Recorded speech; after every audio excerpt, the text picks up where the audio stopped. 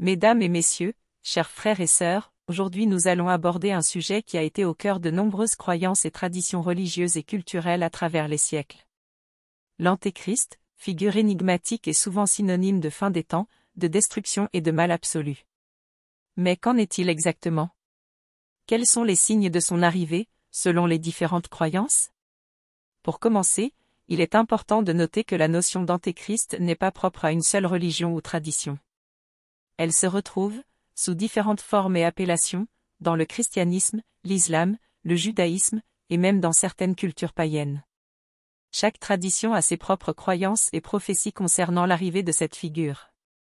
Dans le christianisme, l'Antéchrist est souvent décrit comme un être qui s'opposera à Jésus-Christ, niant sa divinité et essayant de le remplacer comme figure centrale de culte.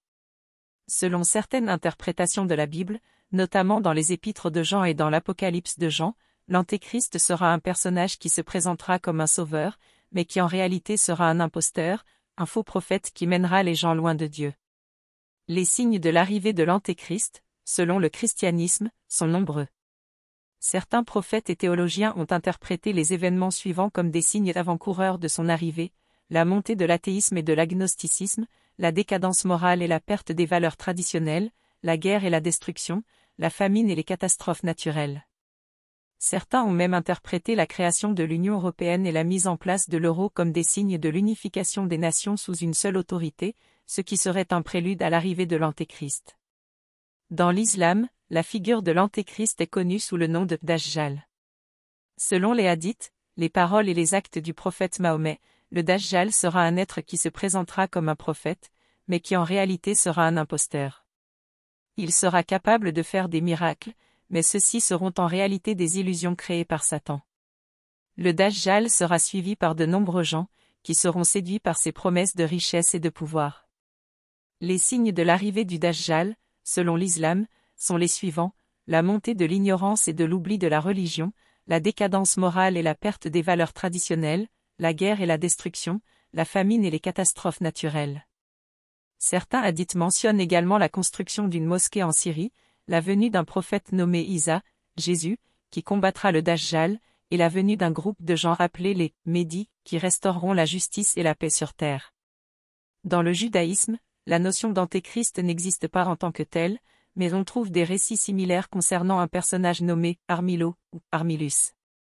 Selon la tradition juive, Armilo sera un roi qui s'opposera au Messie et qui cherchera à détruire le peuple juif.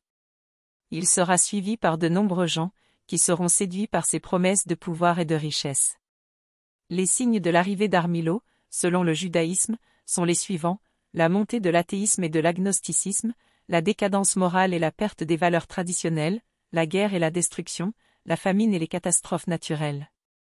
Certains récits juifs mentionnent également la construction du temple de Jérusalem, la venue d'un prophète qui annoncera l'arrivée du Messie, et la venue d'un groupe de gens appelés les Tzadikim, qui restaureront la justice et la paix sur terre. Enfin, dans certaines cultures païennes, on trouve des récits similaires concernant un personnage qui s'opposera aux dieux et qui cherchera à détruire l'humanité. Par exemple, dans la mythologie nordique, on trouve le personnage de Loki, qui s'opposera aux dieux et qui cherchera à détruire le monde. Dans la mythologie grecque, on trouve le personnage de Prométhée, qui défiera les dieux et qui cherchera à détruire l'humanité.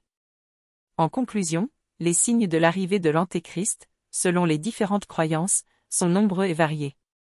Certains prophètes et théologiens ont interprété les événements suivants comme des signes avant-coureurs de son arrivée: la montée de l'athéisme et de l'agnosticisme, la décadence morale et la perte des valeurs traditionnelles, la guerre et la destruction, la famine et les catastrophes naturelles.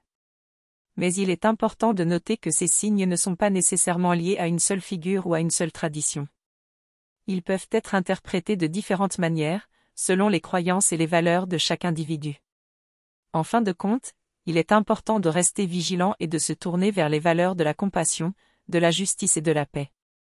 Quels que soient les signes de l'arrivée de l'Antéchrist, nous devons nous assurer que nous ne sommes pas séduits par les promesses de pouvoir et de richesse, mais que nous restons ancrés dans les valeurs qui nous rendent humains. Merci de votre attention.